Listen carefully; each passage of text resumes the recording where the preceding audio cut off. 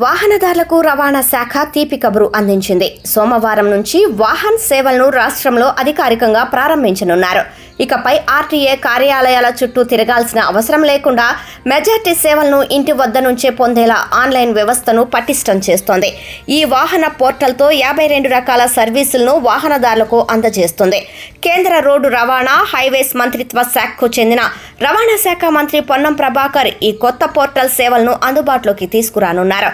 ఈ విధానం అమల్లోకి వస్తే వాహన యజమాని పేరు మార్పు, అడ్రస్ మార్పు, డూప్లికేట్ ఆర్సీ పొందటం వంటి పనులన్నీ సులువుగా మారిపోతాయి. వాహన్ సేవలతో రవాణా శాఖలో మధ్యవర్తుల ప్రమేయం తగ్గి పారదర్శకత పెరుగుతుందని అధికారులు భావిస్తున్నారు.